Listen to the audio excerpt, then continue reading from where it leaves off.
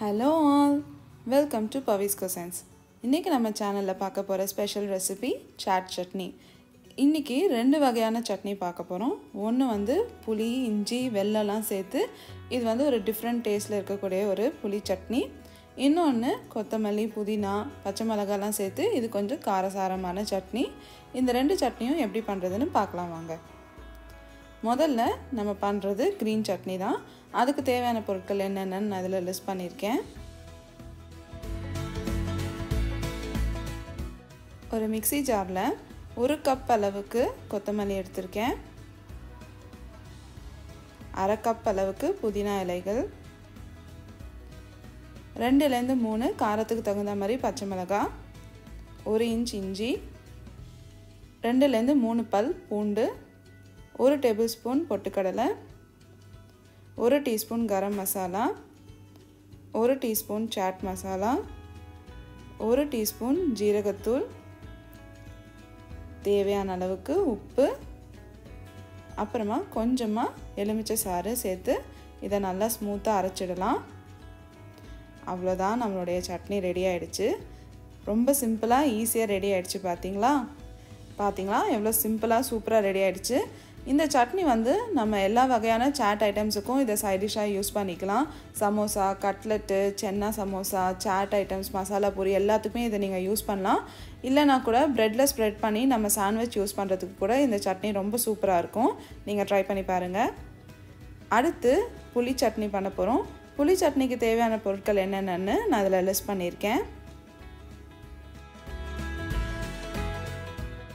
ஒரு பேனில் 1 கப் அளவுக்கு புளி சேர்த்துக்கோங்க. அதே கப் அளவுக்கு வெல்லத்தை இந்த மாதிரி உடச்சி சேர்த்துக்கோங்க. 2 இன்ச்சு இஞ்சி, 1 டேபிள் ஸ்பூன் அளவுக்கு சோம்பு, 1 கப் போல் தண்ணி சேர்த்து இதை நம்ம ஒரு மூடி போட்டு கொஞ்ச நேரம் போல் கொதிக்க வச்சிடலாம்.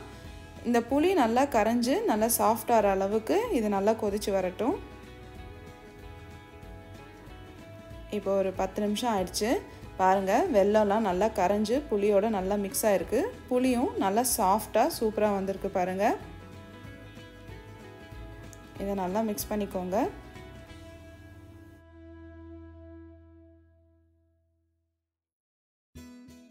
இப்போ இதில் தேவையான அளவுக்கு உப்பு சேர்த்துக்கலாம். நான் 1 டீஸ்பூன் போல் உப்பு சேர்த்துருக்கேன். 1 டீஸ்பூன் போல் சாட் மசாலா, 1 டீஸ்பூன் போல் கரம் மசாலா சேர்த்து இதை நல்லா மிக்ஸ் பண்ணிடலாம்.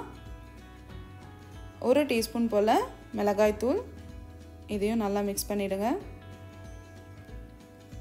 நல்லா மிக்ஸ் ஆனதும் இதில் இன்னும் 1 கப் போல் தண்ணி சேர்த்து இதை இன்னும் ஒரு 10 நிமிஷம் போல் நம்ம குக் பண்ணிக்கலாம்.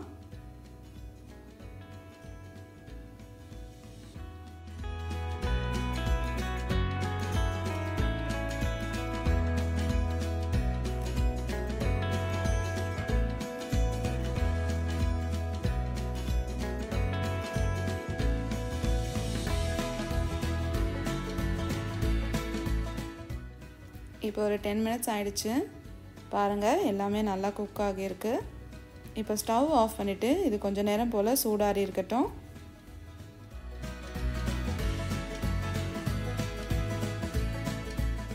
சூடாறினதும் இதை வந்து நம்ம ஒரு மிக்ஸி ஜாரில் சேர்த்து கொஞ்சமாக தண்ணி சேர்த்து இதை நல்லா ஸ்மூத்தாக அரைச்சிடலாம். இப்போ பாருங்கள், நம்ம நல்லா ஸ்மூத்தாக அரைச்சாச்சு.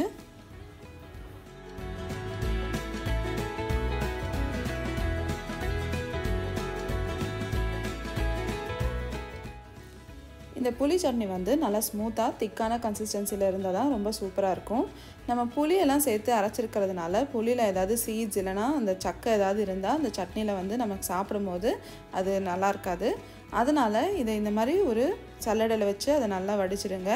வடிக்கிறதுக்கு கஷ்டமாக இருக்குது அப்படின்னா கொஞ்சமாக தண்ணி சேர்த்து இதை வடிச்சுக்கோங்க, இல்லைனா ரொம்ப தண்ணி ஆகிட போகுது.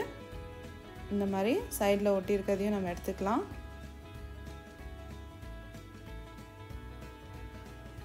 அவ்வளோதான், ரொம்ப சூப்பராக இந்த புளி சட்னியும் சூப்பராக ரெடி ஆகிடுச்சு. இது வந்து நம்ம புளி, இஞ்சி, வெல்லம்லாம் சேர்த்துக்கிறதுனால இது வந்து ஒரு டிஃப்ரெண்ட் டேஸ்ட்டில் சூப்பராக இருக்கும்.